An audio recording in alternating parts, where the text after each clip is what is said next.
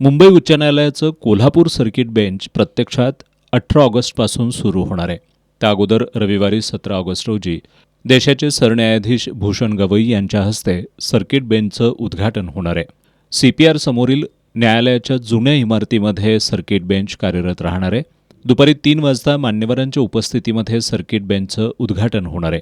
या पार्श्वभूमीवर शहरातील वाहतूक व्यवस्था विस्कळीत होऊ नये यासाठी शहर वाहतूक नियंत्रण शाखेच्या वतीनं नियोजन करण्यात आलं आहे. दिनांक 17 ऑगस्ट 2025 रोजी सर्किट बेंच उद्घाटन सोहळा आहे. तर त्या उद्घाटन कार्यक्रमाच्या अनुषंगाने वाहतुकीचे नियोजन जे आहे यामध्ये CPR चौक या ठिकाणी जो कार्यक्रम आहे त्याकरिता करता येणारे जे लोक आहेत त्यांचे आजूबाजूला पार्किंग करण्यात आले. यामध्ये विशेषतः दसरा चौक, व्हीनस गाडी अड्डा, शहाजी लॉ कॉलेज, महालक्ष्मी जिमखाना, त्यानंतर पंचायत समिती कार्यालय अशा ठिकाणी ती पार्किंगची व्यवस्था करण्यात आलेली आहे.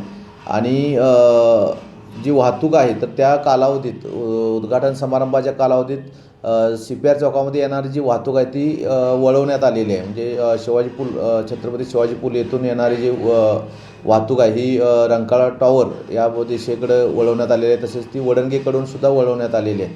तसेच दाभोळकर सिग्नलकडून CPRकडे येणारी वाहतूक आहे तर ती व्हीनस कॉर्नरवरून वळवण्यात आलेली आहे. वरून जी येणारी वाहतूक आहे CPR चौकाच्या म्हणजे माळकर सिग्नलच्या बाजूने येणारी वाहतूक तर ती माळकर सिग्नल, मिलन चौक इकडून खाली वळवण्यात आलेली आहे.